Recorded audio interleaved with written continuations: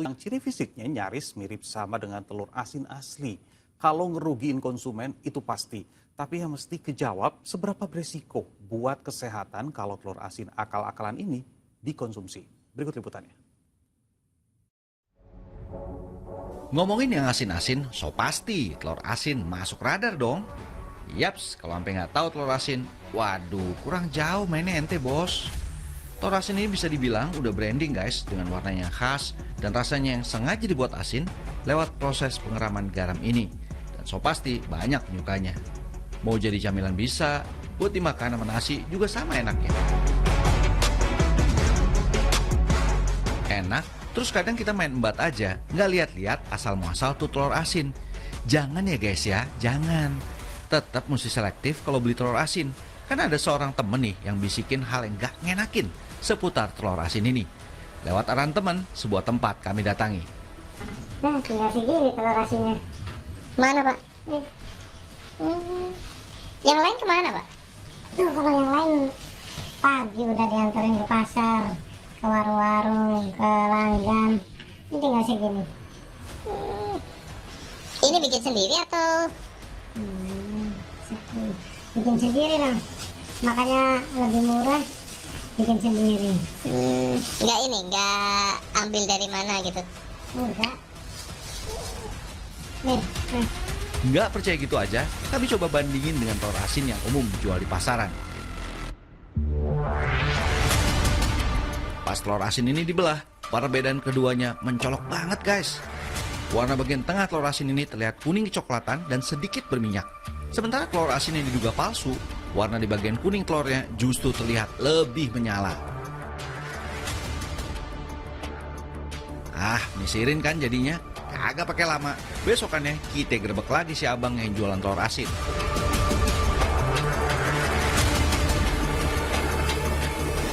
Telur asin yang kemarin itu betul nggak sih telur asin beneran? Ya telur asin bener mas, masa telur asin palsu. Ini apa nih Mas? Kok ada rendeman? Ini tuh apa?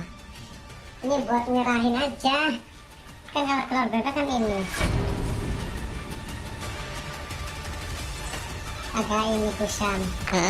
Dicerahin aja buat warnanya lebih cerah. Saya bikin telur asin itu dari telur ayam. Kenapa harus pakai telur ayam? Sampai maksudnya mau nipu atau gimana nih?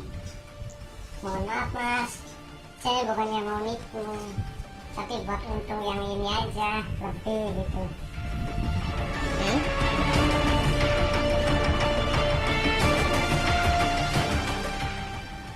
Nggak bisa ngelak lagi. Si abang akhirnya ngaku kalau ada yang agak lain dari proses pembuatan telur asinnya. Doi akhirnya mau buka-bukaan soal cara buat telur asin yang dikerjakannya selama ini. Ini apa nih Mas? Ini saya mau bikin larutan buat ngebersihin cangkang telurnya. Nah, karena kan telur kan kayak gini nih, Kayak apa Mas? yang bulukan, ya kan? Nah, kalau yang kayak gini kan biar bersih semua nih. Oh berarti ini larutan ini buat ngebersihin telur Iya, ya? buat ngebersihin telur. Kita aduk dulu ya.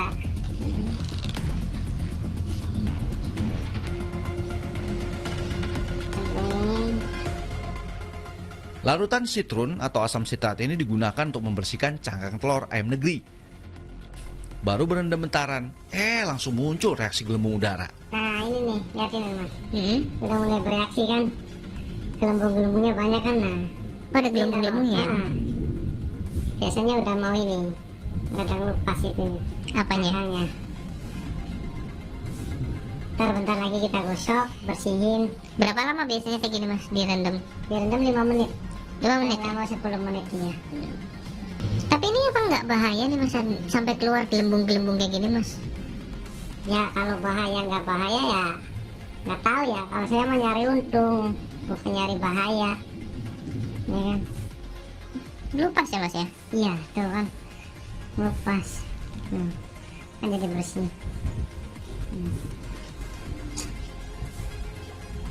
Berarti lumayan pengaruh juga ya obat ini ya tadi ya? Lumayan larutan ini mah.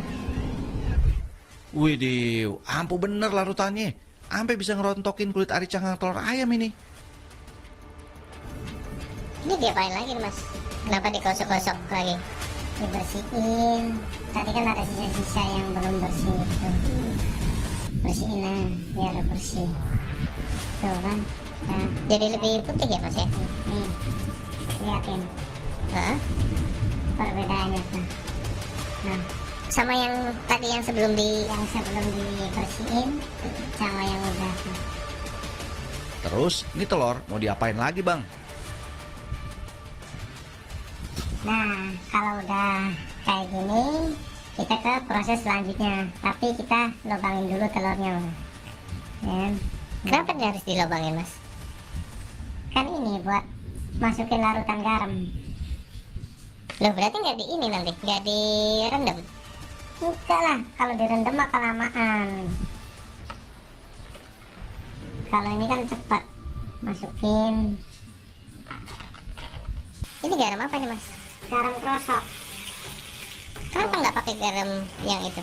Kalau yang lembut itu nggak bakalan kerasa asinnya.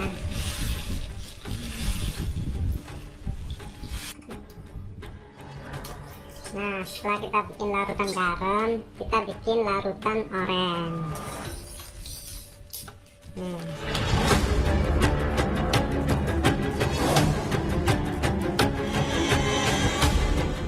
Tuh, Buat apa pakai larutan ini diorenin mas? karena kan kalau telur ayam kan cenderung kuning. Ininya apa sih namanya yang kuning-kuningnya itu. Nah, kalau telur bebek itu cenderung oranye dan berminyak. Proses pengisian larutan garam, ambil dulu. Oh, berarti memang mesti pakai suntikan ya mas ya? Iya, karena kan nggak direndam, jadi kita pakai suntikan. Kita suntikin, jangan terlalu dalam kan, terus setengah senti, karena kalau terlalu dalam kita nggak kena ke putih telurnya. Berapa banyak biasanya suntikan mas? Setengah mili. Kita lanjut ke ini, pewarnaan kuning telurnya. Oh jadi ini buat kuning telurnya ya? Ini buat kuning telur, karena yang telur ayam kan ini kuning warnanya. Kalau yang bebek itu warnanya oranye, makanya kita kasih larutan yang oranye. Kalau yang ini kita habisin semua biar kena area kuning telurnya. Apanya yang dihabisin maksudnya? Carumnya Berapa banyak nih mas? setengah mili aja, cukup.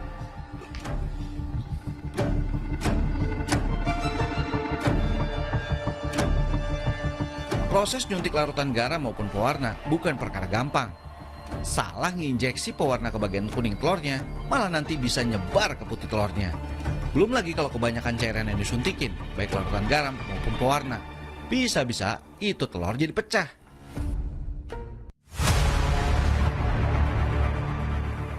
Proses suntik penyuntik kelar, ada lagi kelakuan si abang yang bikin kita bengong cuy. Nah, setelah disuntik kita masukin ke pewarna, Mas. Kalau ini pewarna apa ini mas? Pewarna makanan? Nah, bukan sih, pewarna kimia. Kenapa harus pakai pewarna kimia? Nggak makanan aja yang lebih bagus, lebih sehat? Karena kalau pewarna makanan itu nggak ngeresep di cangkang. Kalau pewarna kimia itu ngeresep ke cangkangnya, Mas. Sebuah proses pembuatan telur asin yang anomali abis, jauh banget dari kewajaran. Terus tuh pewarna kimia yang dipakai keras kayaknya. Jejak pewarna kimianya nempel kayak perangko di tangan si abang. Ngapa mesti pakai pewarna kimia ginian sih bang? Apakah mas nggak nyadar bahwa ini lagi meracunin konsumen nih mas? Nah, kalau kayak gini kan saya pengen cuma pangkas waktu aja. Kalau proses aslinya bisa dari 5 hari sampai 7 hari, ya kan? Kalau yang kayak gini kita produksi bisa cepet, sehari bikin, besok bisa langsung dijual. Namanya juga usaha, mas, ya kan? Kita pengen untung yang banyak, terus produksinya banyak dan cukup buat tiap harinya. Butuh 1 jam